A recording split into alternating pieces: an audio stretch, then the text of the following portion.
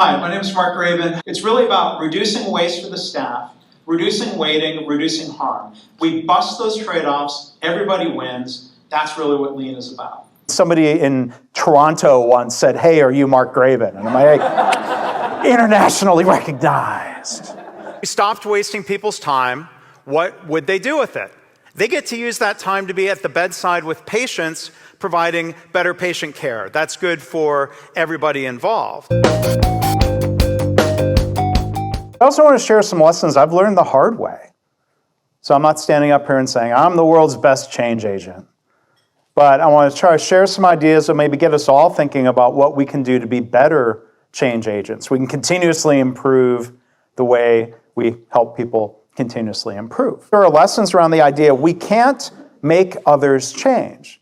We can create conditions and have conversations that allow others to choose to change. And that's where this more modern approach to addiction counseling, called motivational interviewing, actually has a lot of great applications in a workplace if we're trying to help others change. So we recognize that change is a process. It's not like flipping a light switch. It's a process we can help people work through. This is, I think, part of the progression of shifting from telling people what to do to focusing on the why. Starting from why, focusing on motivations and goals and reasons. But I think sometimes we fall into a trap of telling people why. But there are lessons from the realm of psychology and counseling that make it, I think, fairly well proven that a more effective strategy is asking people why they would want to do something. If you tell someone to do something, their brain immediately goes to why they don't have to or why they don't want to. And rather than beating people up for being resistant, we shouldn't necessarily beat ourselves up for falling into this trap of the righting reflex. We're trying to be helpful, but the trap is it doesn't work, or it's far less likely to work than this process of engaging people in their motivations. We want people to be intrinsically involved and motivated and excited to choose to participate in continuous improvement. So are we looking for compliance, or are we just looking for, real change that's a choice? Do we want to be right, or do we want to help others change? And again, as I've tried to share here, this is something I've reflected on, if not beaten myself up over at times, of like things I did in the past that maybe weren't helpful. It felt good in the moment, so maybe I'm addicted to telling others what they should do, beyond it just being an instinct. I think if we reframe resistance, at least two of the major things that are required for continuous improvement to take root: psychological safety and problem solving.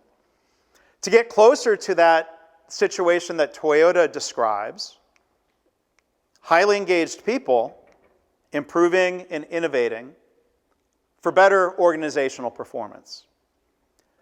Not focusing on psychological safety because it seems nice or kind, but also because it leads to better business results. When we can shift from a punitive response to mistakes to one that's kind and constructive and helpful. I'm really excited about these things. I wish I had known these things about psychological safety 20 years ago. And a lot of this I've learned in the last year, and it started to click. The differences between different organizations and different cultures I've been in. When a mistake happens at Toyota, whether it was Isao Yoshino in Japan in the 1960s or my friend David Meyer in Kentucky in the 1980s, when they were, I would even use the language, involved in a mistake, they didn't get blamed, they didn't get punished. The reaction was one of problem solving. Looking at systems to the point of even apologizing to people like Isao Yoshino and David Meyer because the organization had not set them up for success. And I think that's a very powerful and consistent reaction where I think I would describe that as not coincidence, but culture.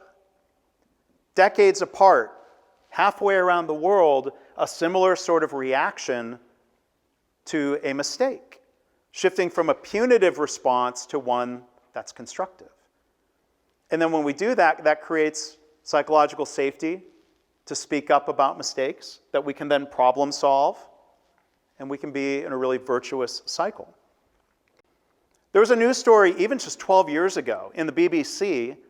A Ford truck plant opened up in Dearborn, Michigan, and as the reporting said, the andon cord was being pulled twice a week. And I'm reading this and I'm thinking, like, did they test it twice a week to make sure it was working? At a Toyota plant, it's being pulled thousands of times a week. It's a function of culture.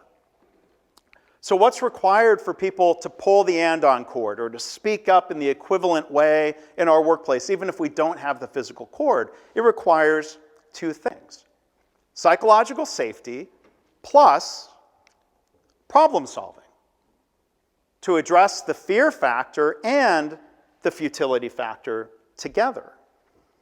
I think it's really arguable that Toyota has both of these things. The book Toyota Culture by Jeff Liker and Mike Hoseas says Toyota believes people must feel psychologically and physically safe. I thought they put the word psychologically first in that sentence, because arguably psychological safety leads to physical safety. If we eliminate the fear, we also have to think about what we can do to eliminate the futility of, like, oh, I wouldn't get in trouble for speaking up, but nothing happens, so why bother? Why waste the energy and oxygen and time? And I've tried speaking up and nothing happens. We have to address that as well. But we know things can be better. So what do we do as leaders to cultivate psychological safety, to try to plant the seeds, to nurture it, to build upon the level of psychological safety we have as a starting point? What doesn't work is declaring things like this, what Tim Clark calls rhetorical reassurances.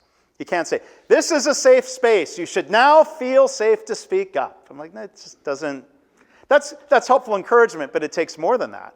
Because I can say, you should feel safe speaking up, and that person might be afraid to disagree with me at the moment, right? It's a process, like any change management or culture change. We want to try to help bring people along to create the conditions where they can feel, where they choose to feel that they are actually more safe.